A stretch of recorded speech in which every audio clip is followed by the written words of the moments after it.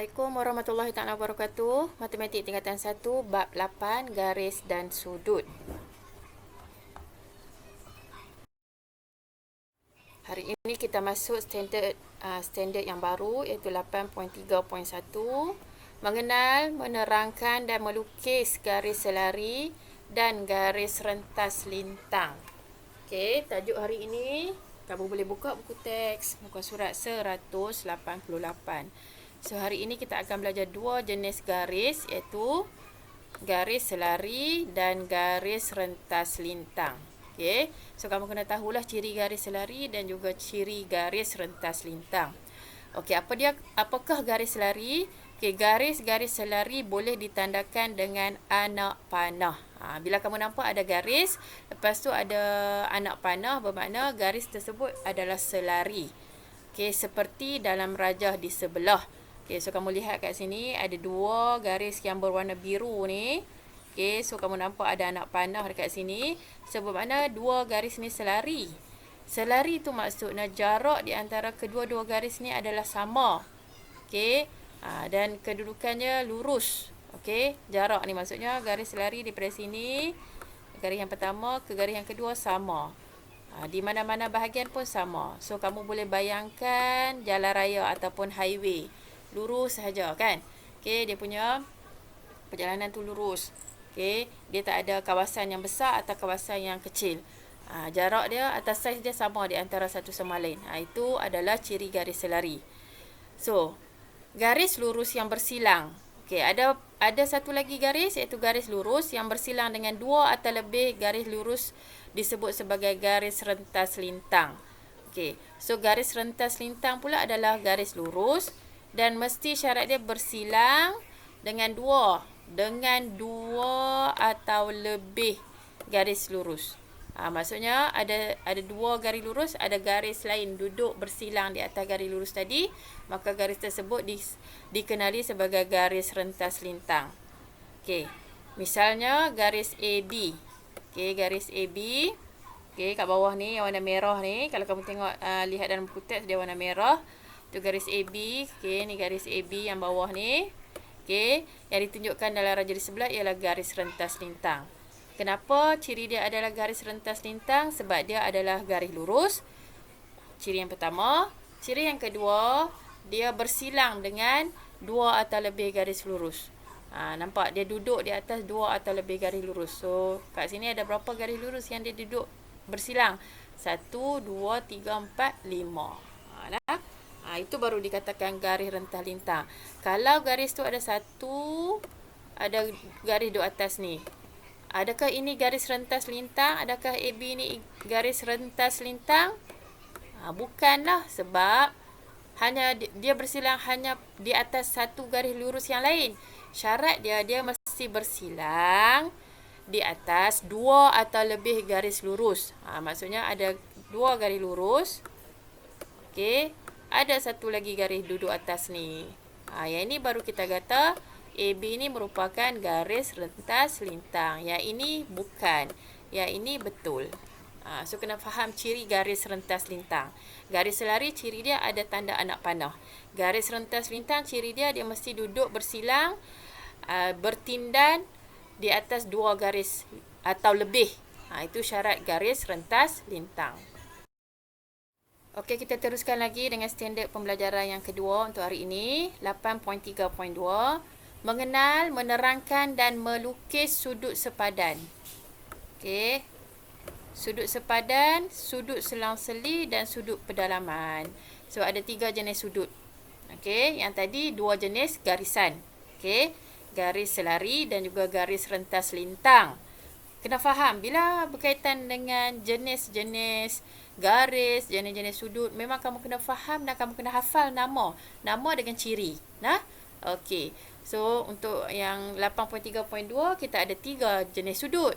Iaitu sudut sepadan, sudut selang-seli dan sudut pedalaman. So, untuk standard pembelajaran 8.3.2, buka buku teks muka surat 189. Okey, didapati bahawa apabila satu garis rentas lintang, okey, yang tadi ciri yang kita belajar tadi tu, garis rentas lintang bersilang dengan dua atau lebih garis selari. Syarat dia mesti ada garis selari 2, lepas tu ada garis rentas lintang bersilang di atas garis selari tadi. So apabila ada ciri ini, maka akan wujud 3 jenis sudut. Okey. So sudut yang pertama ialah sudut sepadan. Apakah ciri sudut sepadan? Sudut sepadan adalah sama saiz. Okey, so kalau kamu lihat dekat sini, ini adalah garis selari lah ni, yang ada anak panah ni, nampak? Okey, ini satu garis selari. Okey, bawah ni ada satu lagi garis selari. So, 2 garis selari. Okey, lepas tu ada satu garis duduk melintang atas dia, atas garis selari tadi. So, bermakna ini adalah garis rentas lintang. So, bila ada macam ni, wujudlah garis sudut sepadan. So, di mana kedudukan sudut sepadan? Kamu kena tahu juga kedudukan sudut sepadan. So, sudut sepadan duduk, kalau ada 2 lah. Sudut sepadan tu maksudnya ada 2 sudut. Okay, dua sudut tu duduk di mana, di bahagian mana. So, dia akan duduk satu di sini, satu di sini. So, senang saja kamu nak ingat untuk sudut sepadan. Tips dia huruf F. Huruf F. Tak kira lah F tu F yang macam mana. F yang biasa, normal, atau F yang terkalih macam ni. Okey. Atau F yang terkalih macam ni. Atau F yang terkalih macam ni. Ikut macam mana. Kalau macam ni, nampak ni. Ni nampak ni. Ini garis yang saya tebalkan ni. Okey. Okey, nampak huruf F ni. Dah. So, kamu nampak huruf F. Tahu dah. Nama sudut tu, sudut sepadan. So, sudut tu satu duduk dekat sini. Kat bahagian kaki tu. Satu lagi dia duduk dalam. Dekat kaki tu, dekat kaki F lah. Ni kaki F ni. Dah. Okey, nampak? So, kamu boleh, nanti kalau kamu buat soalan, kamu boleh gelapkan garis tu untuk menampakkan bentuk huruf apa. Huruf F ke, sekali kita lihat sudut lain, ada huruf lain pula. Okey, so bermakna kalau kita nak tambah nota tambahan kat bawah ni, okey, maka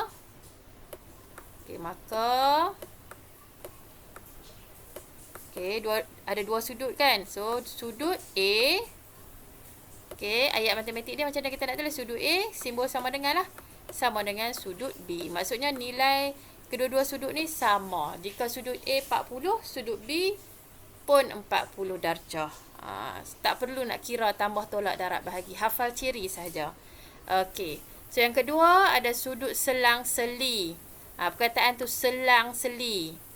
Okey. Pun sama ciri dia, sama saiz. Okey, macam tadi juga. Dia ada 2 garis selari. Okey, ini garis selari. Ada anak panah. Okey. Lepas tu ada satu garis rentas lintang. Okey. Terhasillah juga, selain daripada sudut sepadan tadi, ada sudut selang-seli. So, sudut selang-seli macam mana kita nak kenal? Huruf apa? Huruf Z. Nampak ni? Ni yang saya hitam ni. Okey. Ni. Yang saya tebalkan ni. Okey, dan corner sini. Nampak huruf Z. Nah. So, senang saja. Sudut selang-seli, nak kenal dia huruf Z. Okey, ikutlah Z tu. Kat mana? Dia pusing kot mana? Dah. So, sekali nota kamu tambah huruf F ni. Untuk sudut sepadan. Huruf F yang sudut selang-seli huruf Z. Hafal senang saja. Sudut sepadan huruf F. Sudut selang-seli huruf Z. Okey, so selang-seli. So, bermakna dia ada satu belah kanan, satu belah kiri. Dekat garis rentas lintang juga lah. Ni garis rentas lintang kan. Satu belah kanan, satu belah kiri.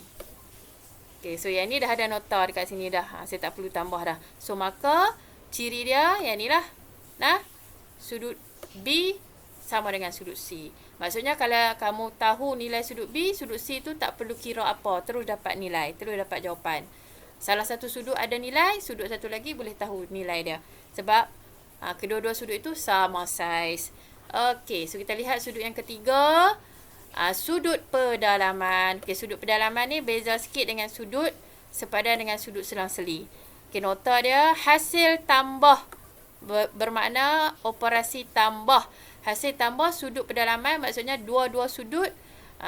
Bila kita tambah, nilai dia adalah 180 darjah. So, sudut pedalaman duduk di mana? Nama pun pedalaman. Mesti dua-dua duduk di dalam. Macam sudut sepadan, satu dalam, satu luar.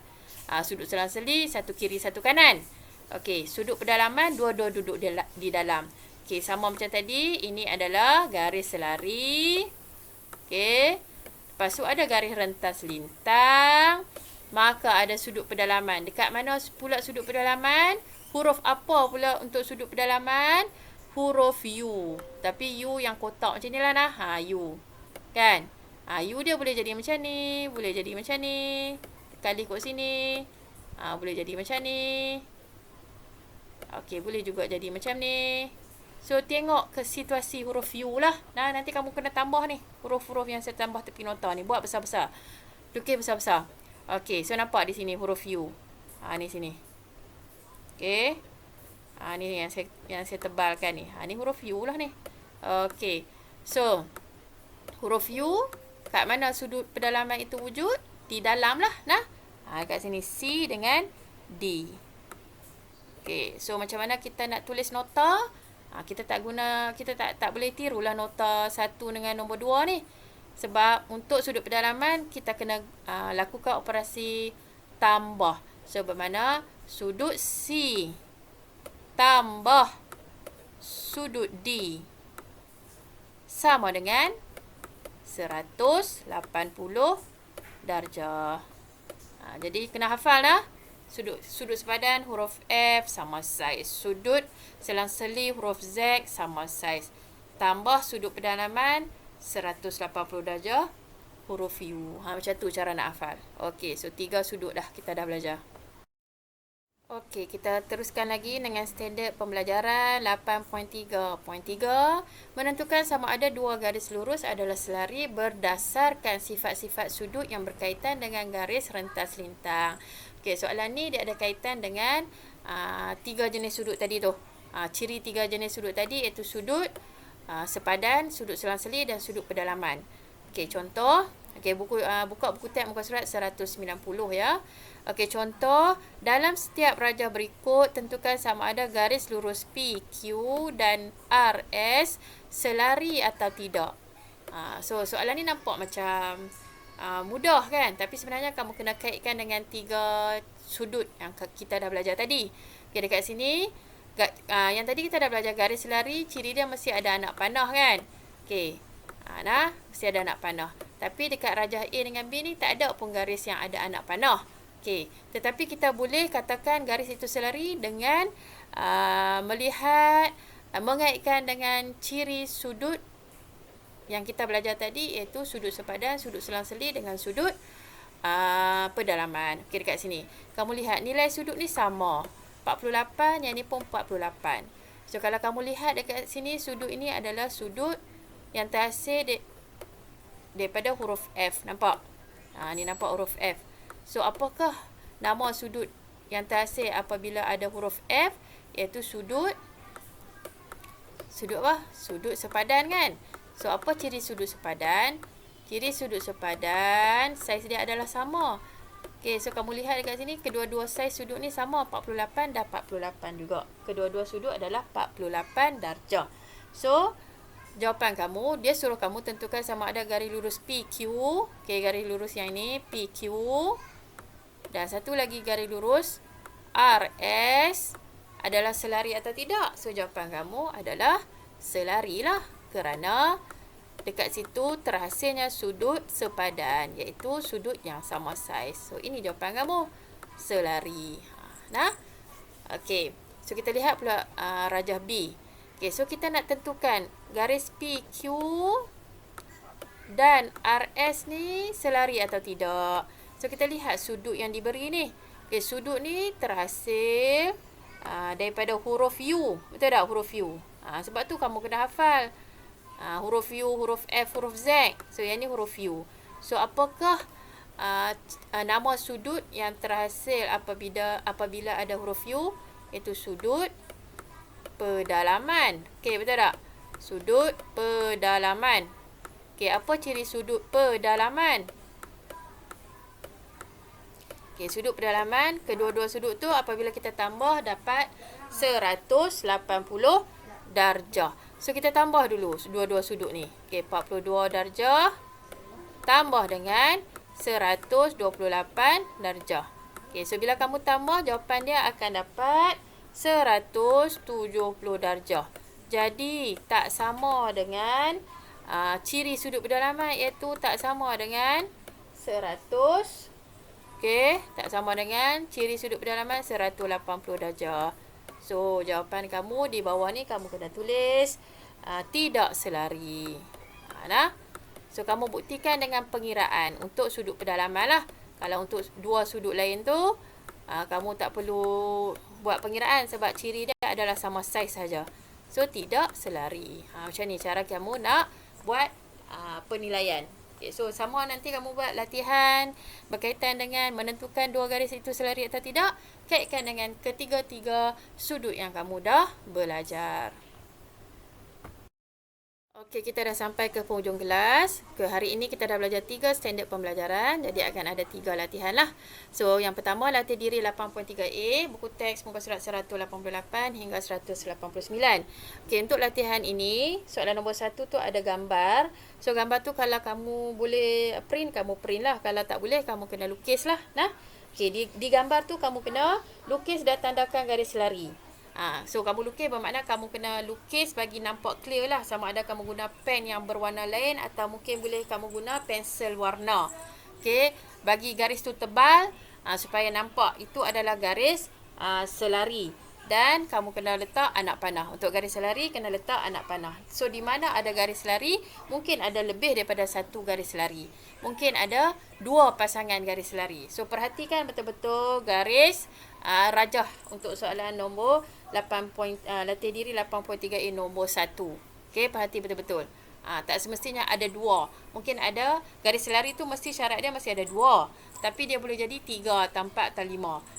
Dia juga boleh jadi kiri dan kanan pasangannya, dia juga boleh jadi atas dan bawah. So, perhatikan betul-betul. Jangan kamu tanda hanya satu sahaja. Okey, kalau kamu tanda satu memang salah lah. Syarat garis selari mesti ada sekurang-kurangnya 2. Dan kena ada anak panah. So, gunalah pensel warna untuk menunjukkan itu jawapan kamu. Okey, soalan nombor 2 dengan nombor 3 tu pun ada rajah. So, kamu kena tirulah rajah tu. Tiru rajah tu macam mana garis yang diberi dalam buku teks. Okey, so latih diri 8.3B. Okey, soalan muka surat 190. Ada 2 soalan pun ada rajah. So, kamu tiru rajah di muka surat 190. Dan soalan nombor latih diri 8.3C, buku teks muka surat 191 pun soalan yang berkaitan dengan rajah. So, kamu tirulah rajah yang diberi dalam buku teks. Okey, sampai di sini saja. Selamat belajar dan kita jumpa lagi. Assalamualaikum warahmatullahi taala wabarakatuh.